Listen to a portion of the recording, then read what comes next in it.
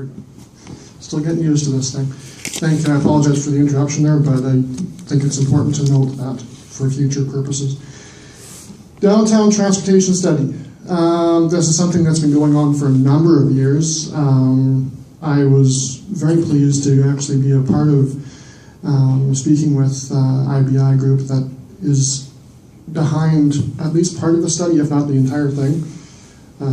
Should note that they were paid, I think, $300,000 as per the contract. That's public information, so just think that taxpayers deserve to know that.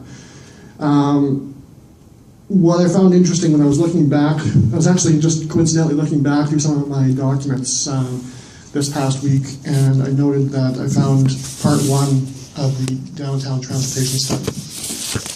And it was talking about how part 2 and part 3, which is what's here before you today, was actually supposed to be submitted, I believe it was around December of 2012. So here we are a year and a little bit later, and we're finally getting it. I'm glad to see it, just concerned as to what the delay was, why no one's brought this issue to light. I think, if I recall correctly, there were penalties built into the contract for delays. So I'm hoping that that's been initiated by administration. Now, speaking specifically to the recommendations that are in it, I love the idea of having an off-site or off-street parkade. I know that that was something that the mayor had mentioned this past week in the media, so I'm not sure exactly.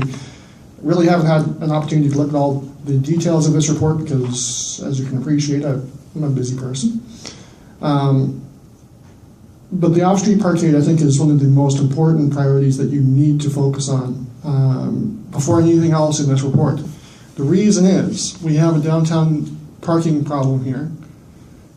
The solution that the City of Regina has implemented is not working. It's quite evident. We have $3 million in outstanding parking fines. We have people with over $10,000 of parking fines that we're going after them legally for. I mean, it's just ridiculous. I know when I used to work at Revenue Canada that I had co-workers there that would always park on the street because they could get away with it. And that was just the way it was. It was a lot cheaper, and I know that's the justification that people have been using. That's a lot cheaper than parking off the street, and it was. The problem is, if you keep ticketing them, that's obviously not going to fix the problem. So you need to increase the parking options. And this is something that I highly, highly, highly, highly recommend be done. This is something I suggested back during the 2012 election. And it didn't cost you a dime to find that out. I mean, I had consulted with Impark to find out what their ideas were way back in February 2012, and they loved the idea. At the time, they were told that City Council didn't like the idea because they wanted to focus on transit. I'm hoping that the focus has changed and understand that downtown parking is an issue. And stricter enforcement, doubling the parking rates is not going to fix it. It's just going to increase the the fine revenue and the tax revenue from those meters. That's all that's going to do. And I think you were all very well educated to know that that's generally how it's going to work.